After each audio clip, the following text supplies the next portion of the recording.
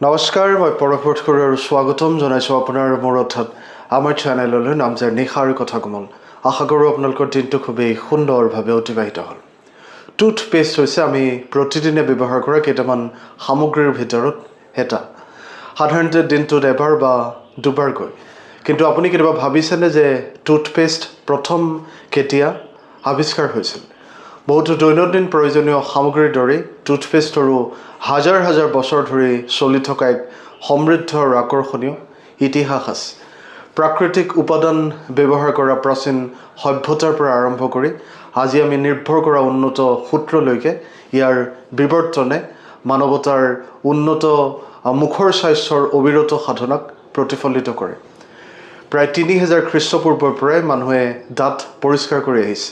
প্ৰাচীন ইজিপ্চিয়ানসকলে ব্ৰাছ হিচাপে ডালপাত ব্যৱহাৰ কৰিছিল বুলি বিশ্বাস কৰা হয়। তেতিয়া আধুনিক টুথপেষ্টৰ অস্তিত্ব নাছিল যদিও বহু প্ৰাচীন সভ্যতাই নিজাকৈ দাঁত পৰিষ্কাৰ কৰা গুড়ি তৈয়াৰ কৰিছিল। এই প্ৰাৰম্ভিক মিশ্ৰণবোৰত প্ৰায় থেতেলিয়াই পেলোৱা খোলা, হাড় আৰু oyster shells আদি অন্তৰ্ভুক্ত কৰা হৈছিল। পৃথিৱীৰ আন আন ঠাইত আৰবসকলে বালি ব্যৱহাৰ কৰিছিল আৰু ইউৰোপীয়সকলে নিমখেৰে দাঁত পৰিষ্কাৰ কৰিছিল। প্ৰাচীন গ্ৰীক আৰু ৰোমানসকলে টুথপেষ্ট ব্যৱহাৰ কৰা বুলি জনা যায় আৰু চীন আৰু ভাৰতৰ মানুহে প্ৰথম টুথপেষ্ট ব্যৱহাৰ কৰিছিল প্ৰায় ৫০০ খ্ৰীষ্টপূৰ্বত।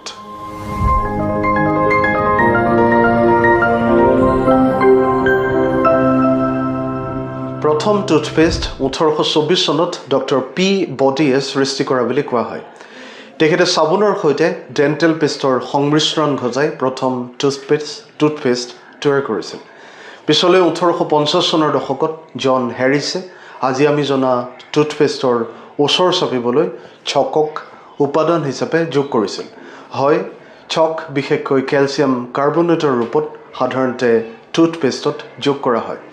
1896ত কলগেটে প্ৰথম টুথপেষ্টৰ টিউব প্ৰস্তুত কৰিছিল। দন্ত চিকিৎসক ডক্টৰ ৱাশ্বিংটন শেফিল্ডে বিশ্বাস কৰিছিল যে 1873ত কলগেটে পূৰ্বে প্ৰৱৰ্তন কৰা একেটা জাৰ টুথপেষ্ট ব্যৱহাৰ কৰাটো একাধিক লোকৰ বাবে অস্বাস্থ্যকৰ। ডক্টৰ শেফিল্ডে ৰং কৰা টিউবৰ পৰা অনুপ্ৰাণিত হৈ টুথপেষ্টৰ টিউব তৈয়াৰ কৰিছিল। 1956ত ক্ৰেষ্টে প্ৰথম ফ্ল'ৰাইডযুক্ত টুথপেষ্ট প্ৰৱৰ্তন কৰে। ইয়াৰ আগতে 1940 চনত প্ৰক্টাৰ এণ্ড গেম্বলে দাঁতৰ ক্ষয় ৰোধ কৰাত সহায় কৰিব পৰা উপাদানৰ ওপৰত গৱেষণা আৰম্ভ কৰিছিল। 1950 চনত কোম্পানীটোৱে ইণ্ডিয়ানা বিশ্ববিদ্যালয়ৰ ডক্টৰ জোচেফ মুলাৰৰ সৈতে অংশীদাৰিত্ব কৰি ফ্ল'ৰাইডযুক্ত টুথপেষ্ট প্ৰস্তুত কৰে।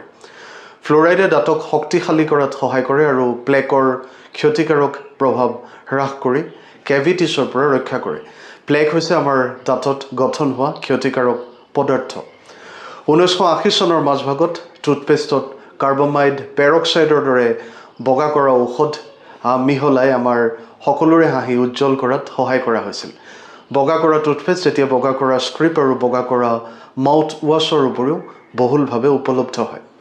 টুথপেষ্ট মূলতঃ আমাৰ দাঁত আৰু মুখ পৰিষ্কাৰ কৰি ৰখাৰ বাবে ব্যৱহাৰ কৰা হয়, যি কেভিটিছ ৰোধ কৰাত সহায় কৰে। কিন্তু ঘৰৰ আশে পাশেও ই উপযোগী হ'ব পাৰে। কিছুমান সাধাৰণ ব্যৱহাৰৰ ভিতৰত আছে বাথৰুমৰ ফিক্সাৰ্ছ পলিচিং কৰা, চুলি ষ্ট্ৰেইটনাৰ আৰু কাৰ্লিং আইৰণ পৰিষ্কাৰ কৰা, আইনা চফা কৰা আৰু আনকি গহনা জিলিকাবলৈ ব্যৱহাৰ কৰা হয়। এই কথাৰে আজিৰ এই চমু খণ্ডটো সামৰিছোঁ। আশা কৰোঁ আপোনালোকে আদৰি ল'ব, লগতে আপোনালোকৰ মতামত আগবঢ়াব আৰু চেনেলটো নিশ্চয়কৈ ছাবস্ক্ৰাইব আৰু ফ'ল' কৰিব। পুনৰ লগ পাম এক নতুন আৰু আকৰ্ষণীয় বিষয়ৰ সৈতে। ভগৱান আপোনালোক সকলোৰে মংগল কৰক। আজিলৈ আহোঁ। শুভৰাত্ৰি। ধন্যবাদ।